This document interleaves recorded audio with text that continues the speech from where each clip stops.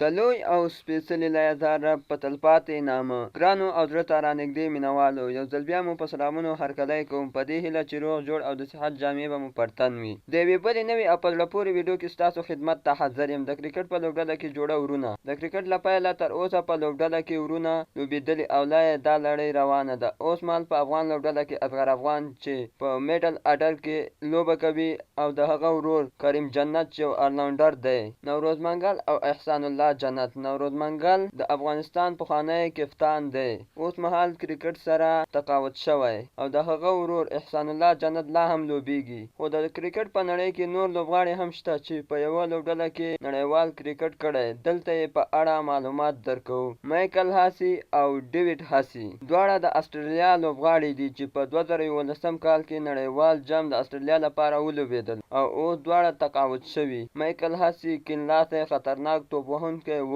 او ډیوډ هاسي بیا ښی-لاسی خطرناک توپ وهونکی و. هاردیک پانډیا او کونال پانډیا دواړه د هندۍ لوبډلې پیاوړي آلراونډران دي. هاردیک پانډیا د ښي لاس چټک توپ اچوونکی او توپ وهونکی آلراونډر دی او کونال پانډیا بیا په کیڼ لاس توپ وهنه کوي او په کیڼ لاس کره توپ اچونه هم کوي. دواړه هم په هندۍ لوبډله کې او هم په IPL کې له ممبئی انډینز سره لوبیږي.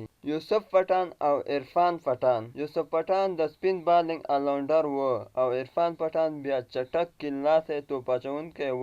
دواړه تر 2015 میلادي کال پورې له هندۍ لوبډلې سره ولوبېدل. یوسف اوس هم د باقاعده لوبغاړي په حیث له سنرایزرز سره لوبیږي. کیون اوبراین او نیل اوبراین. کیون اوبراین او نیل اوبراین دواړه د ایرلینډ لوبډلې پیاوړي آلراونډران دي چې نیل اوبراین اوس له ایرلینډ لوبډلې سره نشته، خو کیون اوبراین لا هم دم کې دی چې لوبې وکړي.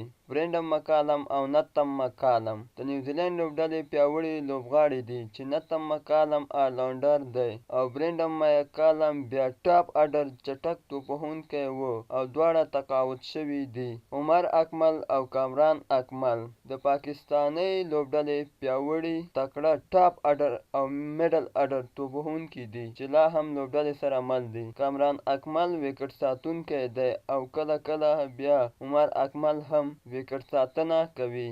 مورکل او LB مورکل دواړه د سویلي افریقا لوبغاړي دي.